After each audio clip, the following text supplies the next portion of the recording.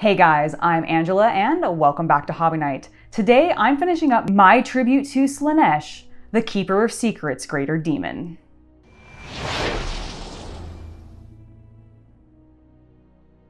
Alright, I'm back and this week we're gonna wrap up the Keeper of Secrets because I took a week off. It was my birthday. Thank you all to everybody who wished me a happy birthday. I had a wonderful week. Honestly, it was fantastic, but we need to get back to the hobby, to painting, and to my tribute to Slaanesh with my Keeper of Secrets. So without further ado, let's jump straight in right where we left off.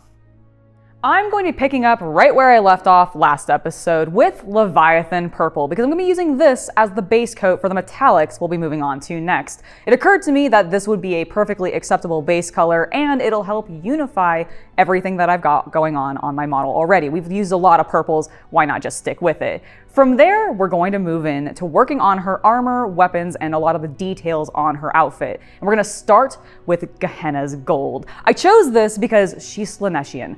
I want her to be kind of gaudy and bright and bold. And Gehenna's gold has a little hint of red, and it ends up being a very rich, deep gold color tone that I think is a little garish sometimes. But that's perfect and exactly what I'm going for. We're going to apply this not only to her armor, her weapon, but we're also going to apply this to those Slaaneshian icons on her outfit.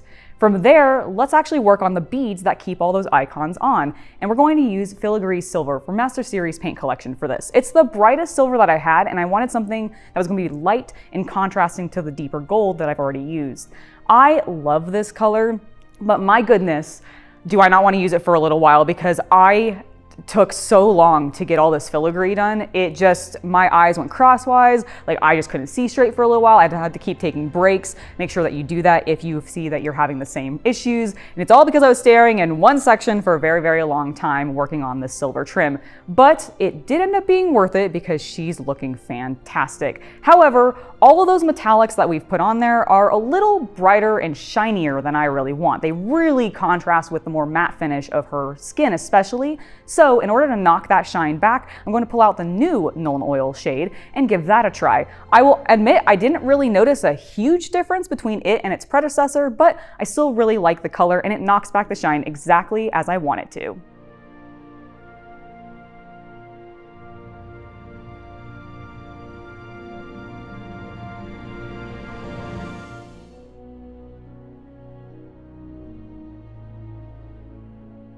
With the metallics complete, we need to take care of her sultry eyes because I actually forgot that in the last episode and I need to correct that now. And I wanted to go with something that was very flirty, something that felt very on theme for what I'd already done. So I'm gonna pull back out Luxion Purple, one of my new favorite contrast colors, and apply this to her eyes, making her truly seductive and honestly looking a bit magical, like she's about to cast something.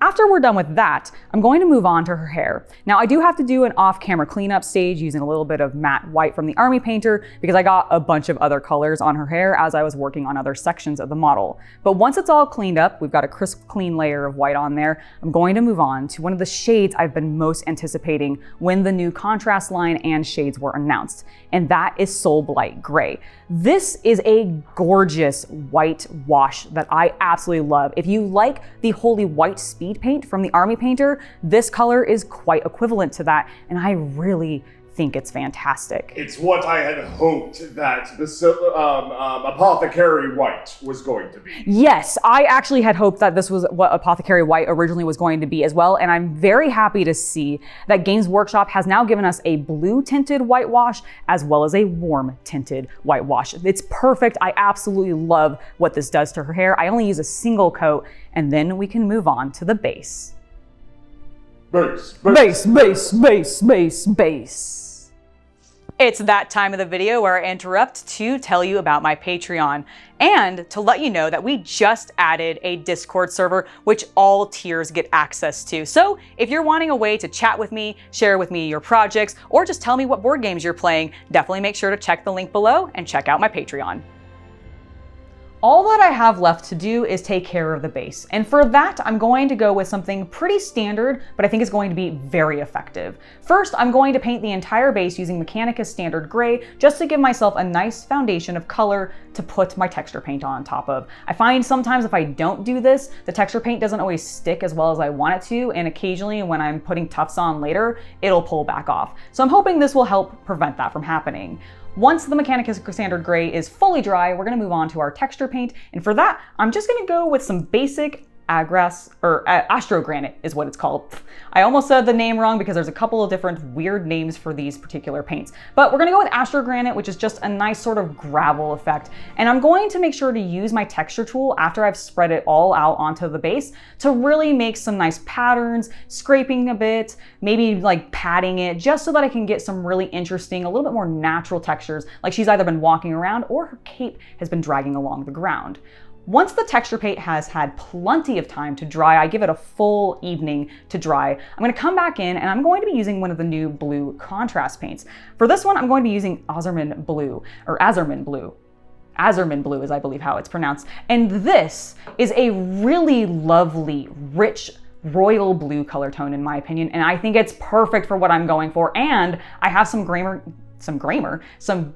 grass tufts that match it perfectly. And I'd already been planning on using all of my alien gamer grass tufts on this particular model. So after getting that all ready, we can take a look at the final piece. And here she is, my first completed Greater Daemon. Are you sure it's a she?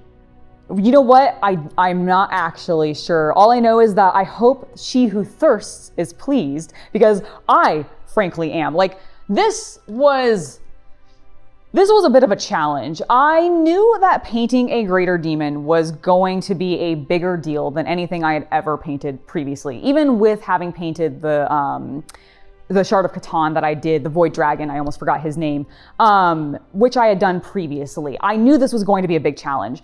But with the Slaanesh Demon, I wasn't quite ready for just how many fine details were on the model. And I honestly, the biggest thing that was the biggest struggle with this particular model was just the fact that she doesn't actually have that many points of contact to her base. So getting her painted and leaning her over, even with just when I wasn't filming, was nerve-wracking sometimes, because I was really afraid she was gonna fall and like shatter accidentally, which I did have her like fall off of the base a few times. That being said though, I love the way that she turned out. I wanted to have a very pale skin and hair, which I nailed, along with very bright, bold, and colorful clothing with a Slaaneshian color scheme to it, obviously, with all the purples and teals and pinks, because to me, that screams Slaanesh.